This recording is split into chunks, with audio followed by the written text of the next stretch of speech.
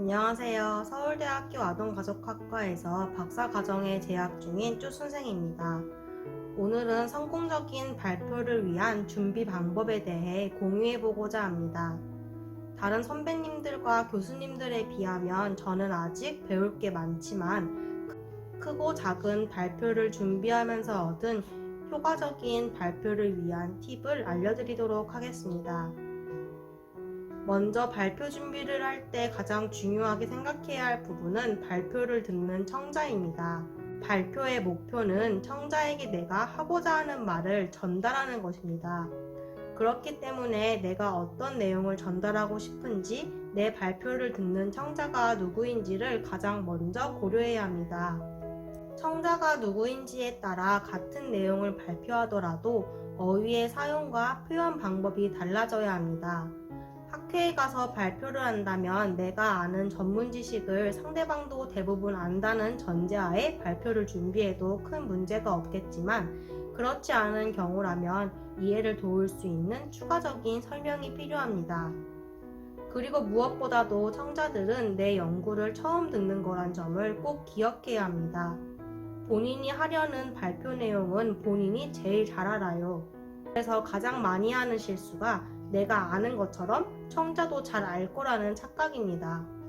청자는 발표의 내용을 처음 접하는 것이라는 점을 고려해서 PPT를 만들고 발표문을 준비해야 합니다.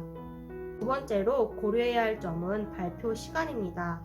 보통 발표를 해야 하는 경우가 있으면 대체로 적정 발표 시간이 정해져 있습니다. 보통 발표 시간은 20분 내외일 텐데요.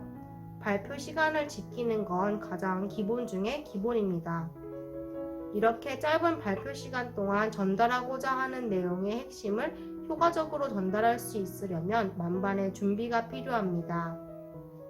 구구절절 말이 길어지는 바람에 발표 시간이 길어지지 않도록 간결하고 전달력 있는 발표문을 미리 준비하고 충분히 숙지하여야 합니다. 만일 발표 시간이 15분이라면 발표를 위한 PPT와 발표문의 내용은 10분 내외로 준비를 하는 것이 좋습니다.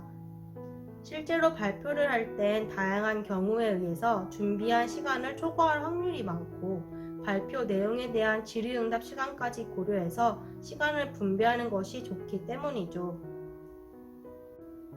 세 번째로 기억해야 할 점은 발표는 시각과 청각의 조합이라는 점입니다. 따라서 발표를 위해 준비해야 할 부분은 크게 PPT와 발표문입니다. 청자에게 효과적으로 내용을 전달하기 위해 PPT는 시각을 담당하고 발표문은 청각을 담당하는 셈이죠. 정해진 시간 동안 구두로 전달할 수 있는 내용엔 한계가 있기 때문에 PPT를 적극적으로 활용해야 합니다. PPT에는 전달하고자 하는 내용을 글로 적절히 요약하여 넣고 이에 대한 설명을 도울 시각 자료를 사용하는 것이 좋습니다. 발표문은 청자에게 보여줄 화면 중에서 핵심적으로 전달하고자 하는 부분에 초점을 두어 말할 수 있도록 준비해야 합니다. 먼저 PPT를 만들 때 가장 주의해야 할 점부터 살펴보겠습니다. PPT 자료는 연구에서 말하고자 하는 중요한 포인트가 일목요연하게 정리되어 있어야 합니다. 중요한 내용을 요약하여 넣되 최대한 시각화, 명목화하여 자료를 제작하는 것이 좋습니다. 시각적으로 전달할 때 말하고자 하는 것이 무엇인지 한눈에 파악할 수 있기 때문입니다. 쓸데없는 움직임 효과는 되도록 사용하지 않는 것이 좋습니다. 발표 시간만 잡아먹고 정말 중요한 내용에 초점을 맞추는 걸 방해하기만 합니다. 하지만 집중이 필요한 부분을 강조하기 위해 적재적소에 효과를 넣는 것은 좋습니다.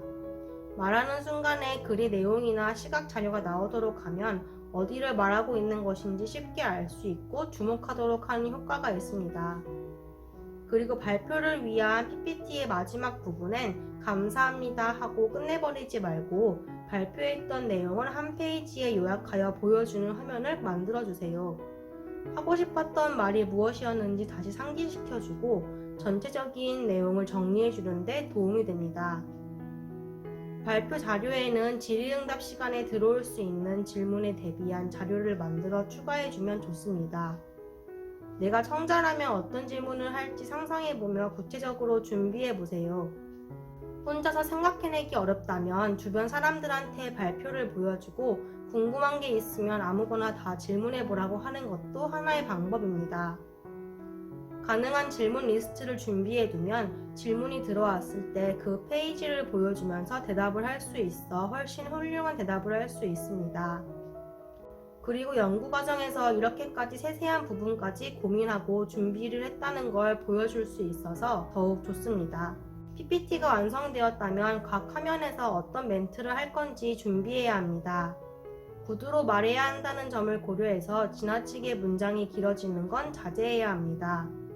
그렇다고 너무 짧은 문장으로만 뚝뚝 끊기도록 말하는 건 자칫 발표가 너무 단조로워져 버리기 때문에 좋지 않습니다. 강조를 위해 필러를 적절하게 사용하기도 하고 전달하고자 하는 핵심 내용을 말하기도 하면서 문장의 길이를 조절해주는 것이 좋습니다. 발표문은 구두로 말하듯이 작성하고 나서 소리내어 읽어보면서 어색한 부분이 없는지 확인해봐야 합니다.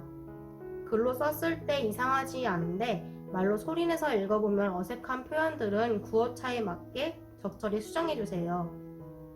그리고 마지막으로 전체적으로 완성된 발표문을 읽어보면서 어디에서 말을 끊을 건지, 어느 부분에 강조를 하여 말할 건지, 읽을 때 어떤 억양으로 읽는 것이 자연스러울지 표시하고 연습해보세요. 이러한 사소한 부분이 발표자가 구두로 말하는 내용을 귀로 듣는 청자의 이해도를 높이는 데 큰 도움이 됩니다. PPT와 발표문이 준비되었다면 이제 발표 준비는 어느 정도 끝이 났다고 볼 수 있습니다. 준비된 PPT와 발표문을 가지고 발표를 한다고 가정하고 시뮬레이션 하듯이 연습해보세요. 발표를 하기 위해 입장하고 발표 자료를 넘기면서 말하고 마지막 인사 멘트까지 실제로 발표를 하는 것처럼 연습하는 것이 좋습니다. 발표를 하는 장소에 미리 갈 수 있다면 발표할 장소에서 정말로 발표를 하는 것처럼 연습해보는 것도 추천드립니다. 생각보다 준비한 PPT에 맞게 준비한 발표문을 말하는 것은 많은 연습을 필요로 합니다.